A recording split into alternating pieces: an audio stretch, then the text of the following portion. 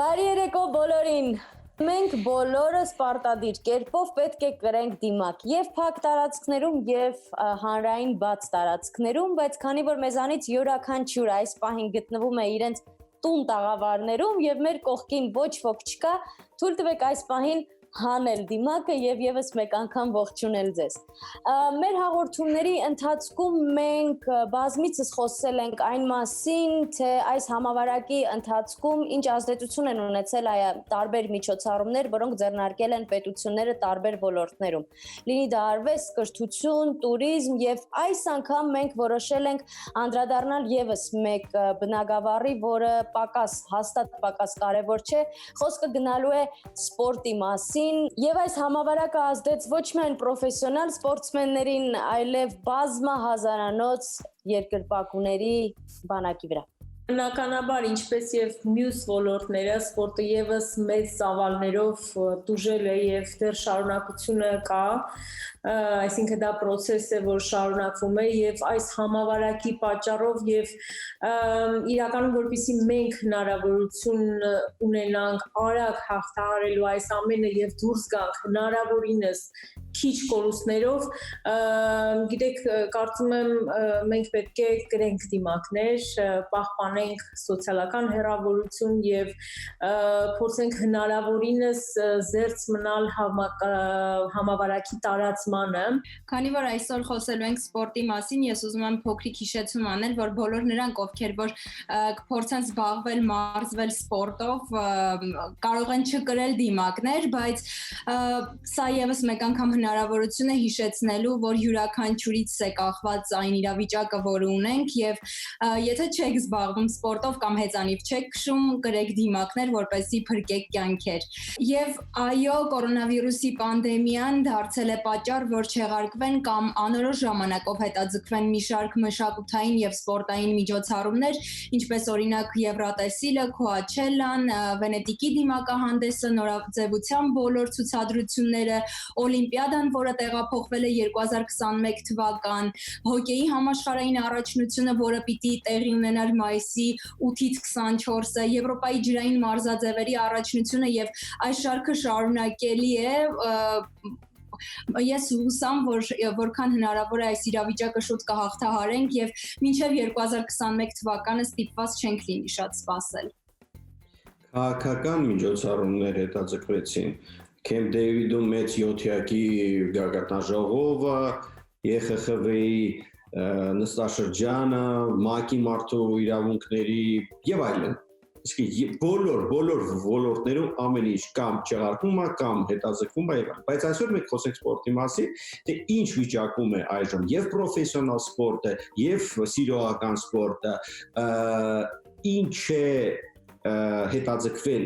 ինչ է համարյա վերացվել, ինչը հույս ունենք, որ կվերականգնվի եւ այլն, որ չդառնա Օսկար Ուայլդի ասածը, որ օրինակ սպորտը ֆիզկուլտուրան անհետեթություն է, առողջներին պետք չէ, հիվանդներին արգելված է։ Բարի երեկո։ Մրցաշարերը իհարկե շատ կարևոր են սպորտսմենների համար, բայց ինչպես եւ յուրաքանչյուր հարցում ես միշտ փորձում եմ տեսնել նաեւ դրական կողմը եւ այս առումով ես կարծում եմ դրական կողմերից մեկը այն էր, որ մեզանից յուրաքանչյուրը իր կյանքում սկսեց արժևորել սպորտի կարևորությունը։ Մենք հասկացանք, որ տանը նստած լինելով մեր օրգանիզմը ուղղակի գնում է ետ եւ պետք է ամեն ինչ անել, որպեսզի մարզավիճակը պահել։ Ոմանք սկսեցին ավելի հաճախ հեծանիվ վարել, շատ-շատերը դիմեցին on-line դասընթացների։ Ես ինքս շարունակում եմ տանը իմ յոգան եւ կարծում եմ, որ այս իմաստով դրական ազդեցություն կա յուրաքանչյուրիս վրա։ Գիտեք, այո, երբ կարանտինային միջոցառումների պատճառով օրինակ մեր քաղաքի բոլոր մարզասրահները փակվեցին, իմ ակումբից ինձ լինքեր ուղարկեցին, որպեսզի ես կարողանամ տանը մարզվել։ Դա շատ գովելի էր, իհարկե ոչ միշտ է հաջողվում օգտվել այդ առիթից, բայց մյուս կողմից ես օրինակ հիմա լսել եմ, որ եթե չեմ սխալվում, թենիսի կորտերն են բացվել, ինչ հնարավորություն կտա թենիսի սիրահարներին զբաղվել այդ սպորտով, բայց մյուս կողմից դեռ մտավախություն կա լողավազանները բացելու կամ նույն սպորտային ակումբները շատ-շատերը փակել, որտեղ վստահ եմ, որ իրենք չեն կարող ապահովել հաճախորդների համար բացարձակ այս անվտանգությունը եւ շատ գովելի է, որ իրենք կարծես թե չնայելով իրենց սեփական շահին հոգ են տանում հաճախորդների մասին։ Կարծում եմ սա բավականին, այո, գովելի է։ Ճապոնիայում օրինակ հետաքրքիր տարբերակ են մտածել այս առումով, ընդունելով, որ այս ամենը կարող է երկար տևել, այնտեղ որոշել են բացել լողի մարզադպրոցները, որտեղ լողալ են սովորեցնում ամենակրտսերներին, քանի որ ինչպես գիտեք, լողը ամենակարևոր ու ամենաառողջ սպորտաձևերից է, բայց որ լողալ սովորեցնելու ժամանակ ուղղակի հնարավոր չլինի խուսափել երեխաների հետ սերտշփումից, մասնավորապես պետք է նրանց պահել ձեռքերի վրա, սովորեցնել ջրի մեջ շնչել փչելու նրբությունները, երբեմն սեփական օրինակով մարզիչների համար ստեղծել են անջրանցիկ հիգիենիկ դիմակներ, որոնց նրանք այդ ընթացքում պետք է իրենք կարողանան օգտագործել, ինձ թվում է կարողանան։ Դժվարությամբ, բայց հնարավոր է։ Ես նույնիսկ չեմ պատկերացնում, թե դա ինչ է, ինչ որ գիտաֆանտաստիկ ֆիլմ, բայց Ճապոնիան գիտաֆանտաստիկ երկիր է, իրենք հաստատ մի բան օրին են։ Տեղով, չէ՞, հա։ Իսկ կան օրինակ երկրներ, որտեղ ասում են, որ դե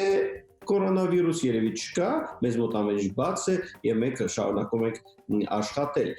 Եթե խոսքը գնում է սպորտի մասին, դա Բելարուսն է, որտեղ ֆուտբոլի չեմպիոնատը շարունակվում է եւ ֆուտբոլի չեմպիոնատը մեկ վայրկյանում դարձավ գրավիչը, համար մեկը, ամենահետաքրքիրը, ինչ այնտեղ Լա Լիգա Իսպանիայի, այսինքն այս ամենը մոռացվեց, որովհետեւ բոլորը ցեցին իմանալ ինչ որ ազգաուններ են, Պուպուշենկա, Տուտուշենկա, ինչ որ ազգաուններ են, ինչ որ ֆուտբոլիստներ, հարցակողների բոլորը իմացան։ Հիմա շատ երկրներ թույլատրելու են պրոֆեսիոնալ սպորտը, ոչ սիրողական իհարկե, օրինակ ֆուտբոլի որոշ առաջնություններ անցկացվելու են, բայց առանց հանդիսատեսի, ես կարծում եմ պատկառաբար չի, որտեղ ավելի հեշտ է 22 հոգի ստուգել տաքություն, քան ամբողջ մի մարզադաշտ։ Եվ Իսպանիայի լիգան է անցկացվելու, Անգլիայի պրեմիեր լիգան է նույնպես անցկացվելու, ուղղակի առանց հանդիսատեսների հավանաբար առցանց։ Հայաստանն էլ թույլատրել է առաջնության խաղերը անցկացնել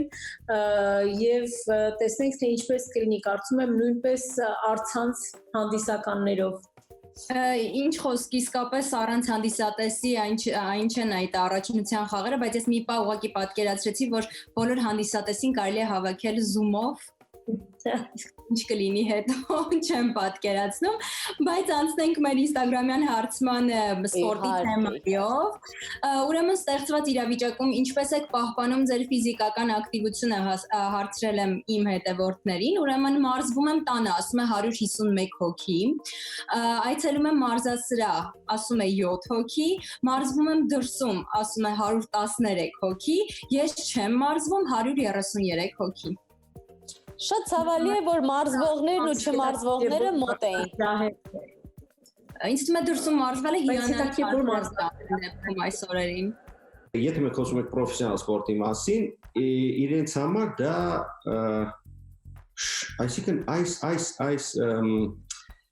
շրջանը շատ վտանգավոր է իմ կարծիքով, չէ՞ որ օրինակ, եթե մենք խոսում ենք լողորդների մասին, իրենք պետք է ինչ-որ օրը 2 անգամ կամ 3 անգամ, չգիտեմ, լինեն ջրի մեջ։ Ցնցուղի մասին չի խոսք, այսինքն լինեն ջրի մեջ, ինչ-որ շարժումներ, մարզումներ անեն, այս անեն եւ այլն։ Եվ ինչ, այսինքն դրա հնարավորություն չկա։ Դրա հնարավորություն չկա ոչ միայն մի քանի շաբաթ, արդեն մի քանի ամիս, եւ խոսքը գնում է դրա մասին, որ ապա ռեկորդները մենք չենք ունենա ռեկորդներ, իսկ սեղանի ֆուտբոլի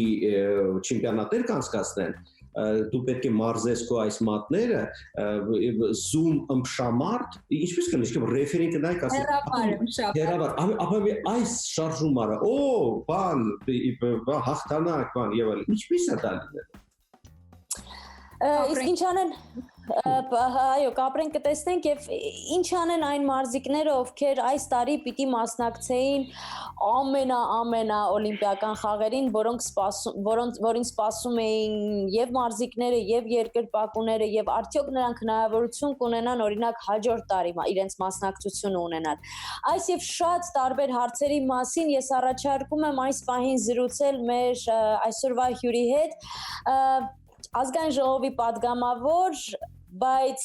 մեզ համար առաջին հերթին սպորտսմեն, ում շնորհիվ բազմիցս հայկական հաղթական դրոշը վեր է խոյացել եւ արդյունքներ են հայտնվել մեր աչքերում։ Մեր կողմից շատ սիրված Արսեն Ջուլֆալակյան։ Բարի երեկո։ Գիտեմ ինչքան զբաղված է հիմա գրաֆիկը, որ կարողացաք ժամանակ գտնել եւ միացաք մեզ։ Սիրով, շնորհակալ եմ հրավերի համար, շատ հաճելի է տեսնել ձեզ բոլորիդ ու վստահ եմ հետաքրքիր ուրախ դրական զրույց կունենանք։ Վստահ եմ, իհարկե հիմա այս նոր նորմալի պայմաններում այսպիսի տերմին էլ կա արդեն, չէ՞, համաշխարհային բոլորս փորձում ենք հասկանալ եւ մենք էլ մեր հաղորդման մեջ փորձում ենք անդրադառնալ այն թեմաներին եւ այն ոլորտներին, որոնք կարելի է այսպես հատկապես տուժել են կամ փորձում են ավելի ճկուն գտնվել այս նոր իրավիճակում։ Հիմա ինչ ստացվեց, փաստորեն օլիմպիական խաղերը կարծես տեղափոխվեցին հաջորդ տարվա վրա եւ հետաքրքիր է այն մարզիկները, ովքեր օրինակ այս տարի պետք է մասնակցեին։ Հաջորդ տարի նորից պետք է այդ վարկանիշը վաստակեն, թե բոլոր նրանք, ովքեր պիտի մասնակցեին այս տարի, մասնակցելու են նաև մյուս տարի եւ եթե չեմ սխալվում, դուք նույնպես պետք է մասնակցեիք։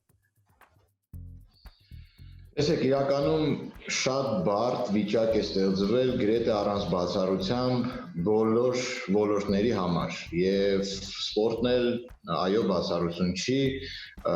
այստեղ մի փոքր ավելի սպეციფიկ է, չնայած յուրաքանչյուր ոլորտ ունի իր յուրահատկությունը, այստեղ եւս նշեցիք օլիմպիական խաղերը հետաձգվել են, ես կավելացնեմ, որ գրեթե բոլոր մեծ միջոցառումներն են հետաձգվել, այդ թվում ֆուտբոլի առաջնությունները, Եվրոպայում կար այս տարի տարբեր հոկեյ, բասկետբոլ, մի խոսքով ողջը հետաձգվել է եւ դա հսկայական խնդիրներ է առաջացնում մարզաշխարհում, իսկ օլիմպիական խաղերը որպես գլխավոր համաշխարհային սպորտային տոն միջոցառում, որը 4 տարի մեկ է տեղի ունենում եւ ամենամեծ լսարան ունի, եթե չեմ սխալվում, 3 միլիարդից ավել մարդ հետևում են օլիմպիական խաղերին։ Հետաձգվել է նման բան եղել է միայն պատմության մեջ 2 անգամ, առաջին եւ երկրորդ համաշխարհային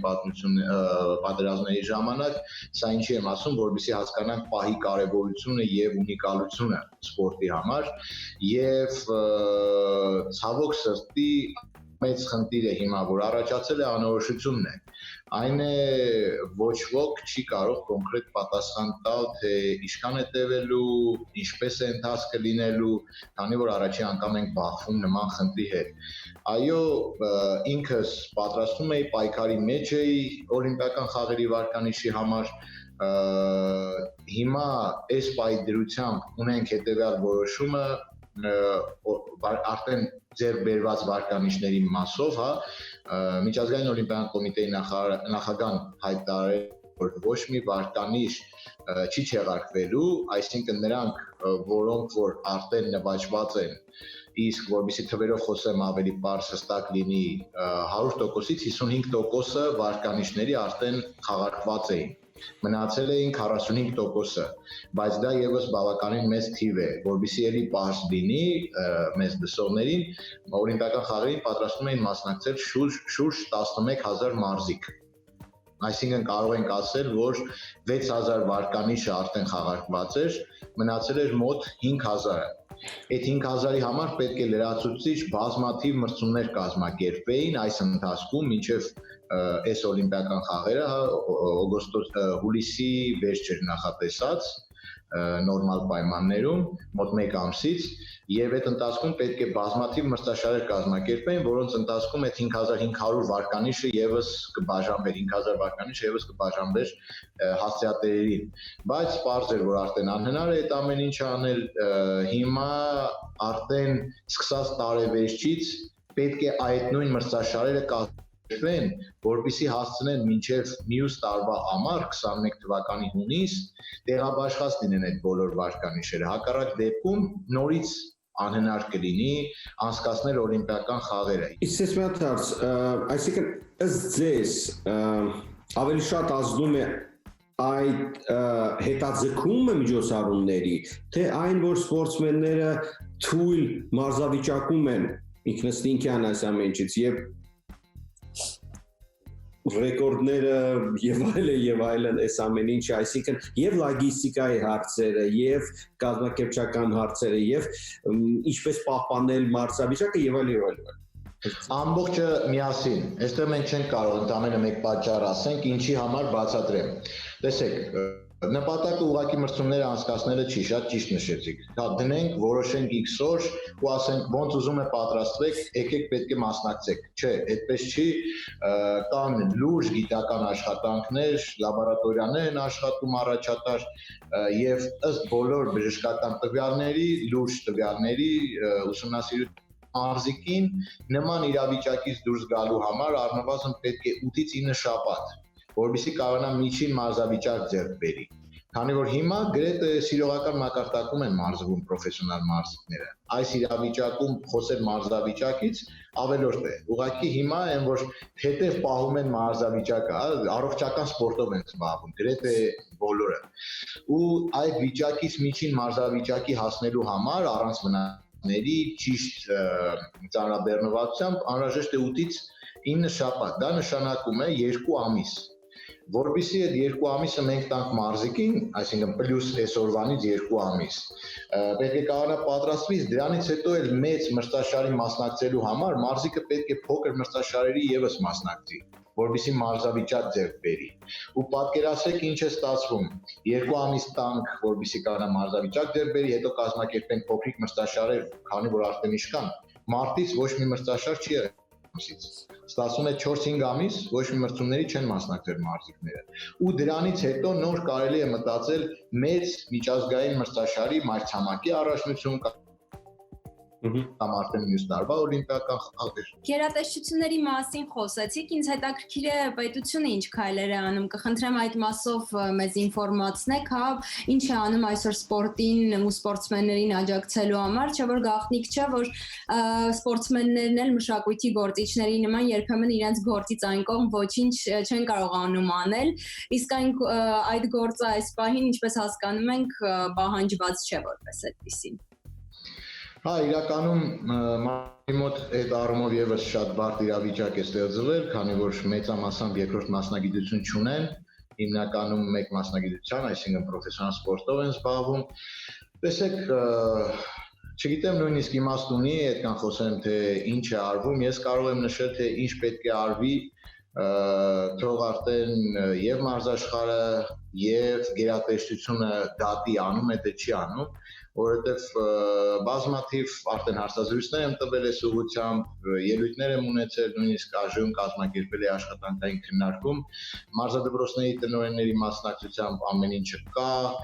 խնդիրները բարձրաձայնված են, մնում է այդ ուղղությամբ աշխատանքներ տարվեն։ Ես ինչ եմ կարծում, պարտադիր պետք է ինչ-որ ժամանակ առ ժամանակ մարզիկների մտահոգությունները փարատող ելույթներով հանդես գան հենց գերատեսչության ղեկավարները, դա լինի Կրթության, գիտության, մշակույթի, սպորտի նախարար, դա լինեն փոխնախարարներ, դա լինի նախագահ կամ ենթականեր հաղորդից, բայց պետք է խոսվի, որպեսզի մարզիկները հասկանան ինչ է կատարվում։ Այսօր դրա լուրջ բաց կա, ինֆորմացիոն լուրջ բաց կա։ Երկրորդ շատ կարևոր է հասկանալ, թե ինչպես վերսկսել մարզումները։ Այն մարզաձևերում, որտեղ որ հնարավոր է արդեն մարզումները վերսկսել, նկատի ունեմ ոչ կոնտակտային մարզաձևերը, կարծում եմ ընդամենը մի քանի փոքր քայլով կարելի է իրականացնել դրանք։ Կրկնում եմ, Չի մասին, այս խնդիրների մասին բարձրաձայնված կա այդ աշխատանքային քննարկումը եւ հետաքրքրողները կարող են գտնել համացանցում։ Շատ կարեւոր է նաեւ արդեն հիմիկվանից ծրագրեր մշակել մյուս տարվա համար, որովհետեւ տեսեք, մեզ մոտ մի քիչ այլ բանաձևով է աշխատում սպորտում։ Երբ դու օրինակ պայմանական թիվ եմ ասում, 2019 թվականին սպորտային արդյունք ես գրանցում, դրա համար աշխատավարձ ստանում ես 2020-ին, 1 տարի անց։ Հիմա մարզիկները շարունակում են իրենց աշխատավարձերը, պետականը նկատի ունեմ, ոչ թե ֆեդերացիայինը, ֆեդերացիան յուրաքանչյուր ֆեդերացիա տարբերվում է ըստ իր ֆինանսավորման։ Պետական